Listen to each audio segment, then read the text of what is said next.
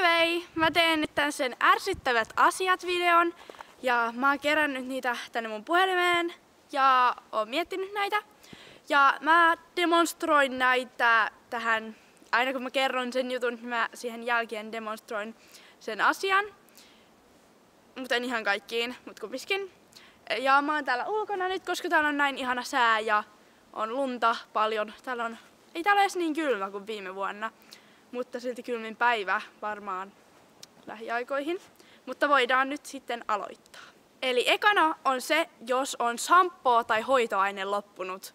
Se on oikeasti niin ärsyttävää, jos sulla on likat hiukset ja sitten sun pitäisi pestä hiukset ja sitten sulla on loppunut se shampoo tai hoitoaine. Se on niin ärsyttävää ja useimmiten just se hoitoaine loppuu. Ja sitten mulla on hiukset ihan takussa, kun mun menee tosi helposti hiukset takkuun.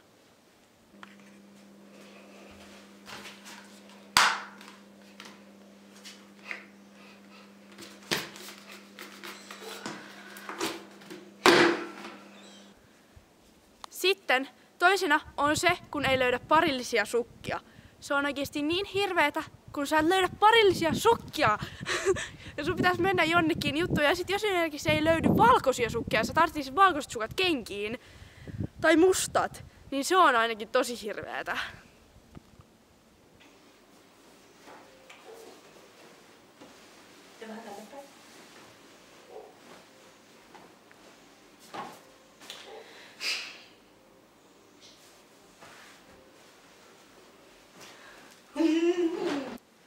Sitten mulla, mä en tiedä onko tää kaikilla, mutta mulla on pikkusisko.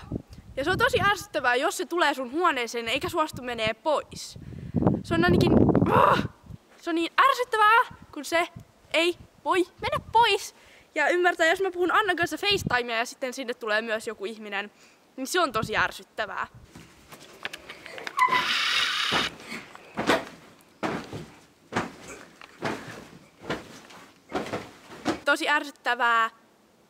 On tosi ärsyttävää myös, kun laitat viestin jollekin ja se näkee sen viestin, mutta se ei vastaa sulle.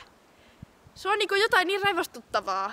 Ja se, että vastaa pelkällä okei, selvä, YMS, jotain tämmöistä. Sitten jos sanoo jaa, se on niin rasittavaa oikeesti. Miksi ei voi vastata, että kyllä tai jotain ja käyttää hymiöitä, koska se on niin ärsyttävää. Mä käytän esimerkiksi itse aina hymiöitä, kun mä puhun WhatsAppissa tai melkein aina, paitsi jos mä... Sitten on se, että kaveri on just niinku tyyliin minuutti sitten soittanut sulle ja sit sä et niinku oo huomannut sitä. Sit sä otat puhelimen, siinä on minuutti sitten soittanut.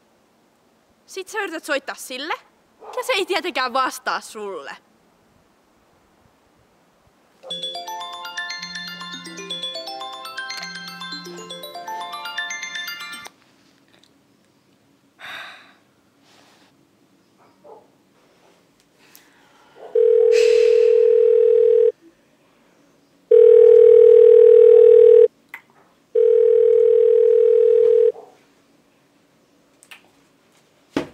Myös ärsyttävää tai aika lailla kiusallista, että jos joku kysyy, että kumman jäätelön sä otat, niin kun mä kysyisin joltain, sitten sanoo, että sitten mä sanoin, niin kumman? Sitten sit se on niinku sille toiselle tosi kiusallista, kun mä oon niinku, niin mitä syödään iltapalaksi? Häh? Niin, että mitä syödään iltapalaksi? Joo. Oh god! Jos sä oot lähettämässä ääniviestiä jollekin, sä oot äänittänyt varmaan 2 minuuttia jotain tärkeää asiaa. Sitten siihen tulee se, että sun ääniviesti ei toimi ja sä pysty lähettämään sitä. Sun pitää sammuttaa puhelin ja uudestaan äänittää se. Niin se on tosi rasittavaa, koska sä oot kumminkin unohtanut jo kaiken, mitä sun pitäisi sanoa. Sitten jos sulla on joku, että sun kaveri on kertonut, että sun pitää kantti ostaa tää tietty hajuvesi esimerkiksi. Ja sitten mä oon silleen, että mä ostan sen, mulla on rahat valmiin siihen, mä tiedän mitä verran se maksaa. Mutta sit kun sä menet siinä kauppaan, sä et muista sen nimeä. Sä et muista sen nimeä.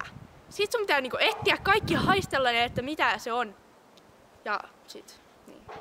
Sitten on myös se, että jos äiti on antanut sulle kauppalistan, sä menet kauppaan, että mitä sun pitää hakea, ja sit sä unohdat, että mitä pitää ottaa. Tai siis unohdat sen kauppalistan kotiin, tai sit siinä käy niin, että sä et vaan muista ottaa jotain niistä jutuista. Ja niin. Tai sitten on myös se, että jos ei löydä niitä tuotteita sieltä kaupasta, niin se on tosi noloa mennä kysymään siltä. Mä en löytänyt niitä tuotteita, onko teillä niitä jossain maitoa tuolla? Ja se on tosi ärsyttävää, että netti ei toimi. Se on oikeesti niin ärsyttävää. Mutta tässä oli nyt aika lailla tämmönen pikku kooste mun ärsyttävistä asioista. Ja nämä oli tämmösiä aika semmosia, mitkä on niinku koko elämää juttuja, mitä tapahtuu. Ja niin. Nähdään ensi videoiden parissa ja se ois. Heippa!